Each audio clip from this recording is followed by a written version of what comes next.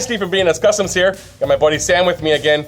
Been having some hearing some noises from the back of the car. Sam, can you describe what you've been hearing? Yeah, just the right rear tire. It sounds like the brakes are getting pretty grumbly there for a little bit, and let it go a little bit longer, and then they started actually seizing up or something, so that it's making some noise even while you're going slow. Yeah. So we got some parts here. We got the rear brake rotors and pads to throw on the car. We'll show you how to do that. Take off the rear calipers here and get this all changed over for you. Let's go. Sam said he thought he heard it coming from the passenger rear, and just from looking through the wheel here at the rotor, you can see that it's being ground down by the metal backing of the brake pad, so it's definitely the problem. You can always tell your brakes are bad if you see all these scratches in your rotor, just like this, and you're grinding through. So it's a 3/4 inch socket to get the lugs off here. We just use the air gun on it, and there we go. Spraying the caliper mounting bolts with some PB Blast to loosen them up, let us penetrate a little bit, and then we'll go ahead and remove those. First thing you want to do is open up your hood, locate your brake fluid reservoir, take off the cap so the pressure will be relieved, so that when we push the pistons in, it will fill up with fluid. So we just checked the rear rotor here. It's pretty loose. Sam's gonna go ahead and remove it. I had to give it a little shake at first, and then it just pulled right up like that. And let's take a look at that, Sam. So, wow, lots of rust. Obviously been through the winter a lot of times, but it's just corroded. Not a good surface to be braking on. So again, looking at the brake pads here, you can see the top one fell right out. And they are shot. We're gonna go ahead and add the new ones in here, set the new rotor on, and the job's done. We just went to an AutoZone, grabbed off-the-shelf parts. These are the organic pads. We didn't do the ceramic in the back.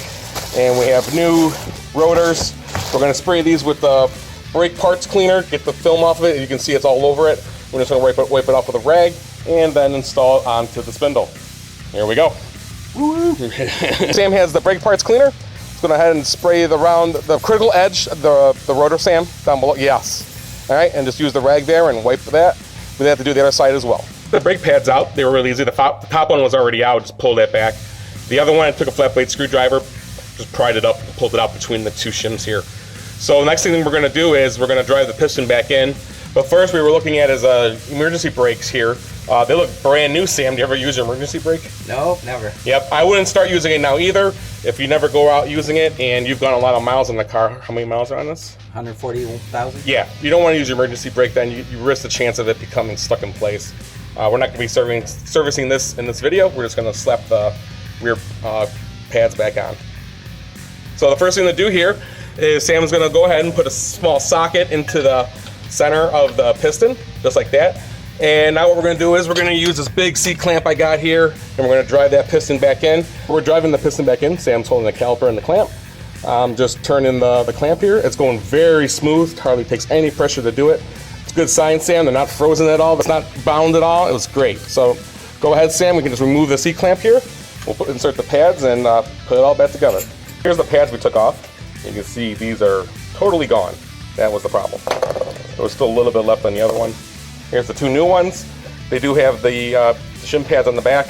I still do like to grease them anyways. I put them on before without the grease still with just the shim pads here, and they still sound like a school bus stopping sometimes. So, Sam, we're gonna go ahead and open this up, apply a little of this with a piece of cardboard tab we got here, and just rub a little on. Good. Yep, it's good. Go.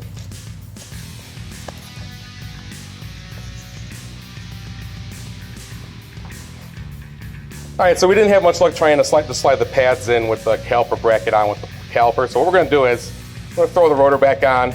We're going to throw the caliper back on and bolt it in. And then we're going to take the caliper off the caliper bracket and get the pads on. We got the caliper remounted there. We're using our 9/16 ratcheting wrench here. And it's also the same size for the caliper slider pins here we're going to remove to take off the caliper assembly from the mount. This will help us get the brake pads on easier. So it took about 5 seconds now to get the pad in. This is definitely the better way to do it. So just from the back side here, you go in and then you just push the pad all the way towards the rotor there, Sam. All the way in. Good, okay. And now we're gonna do the same thing from the back side.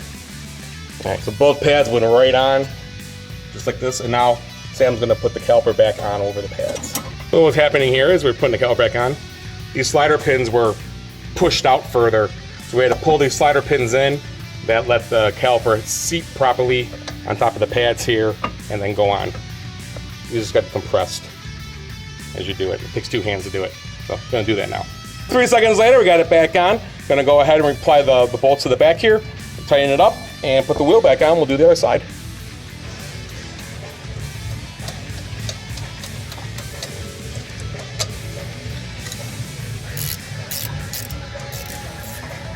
Always remember to torque your wheels onto 100 foot-pounds, just like that.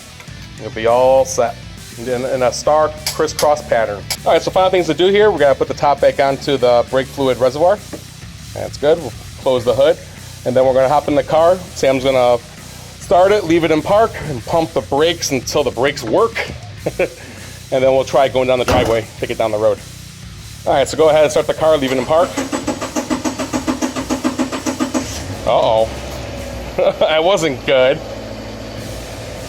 All right, go ahead and pump your brakes. Should go right to the floor a couple times, and then you should have pedal. Pump the brakes, they're good. Going down the driveway here. Try the brakes here, Sam. Don't go too fast. Just try them out. Oh, very nice. Very nice. You get to the end of the driveway, you try it again.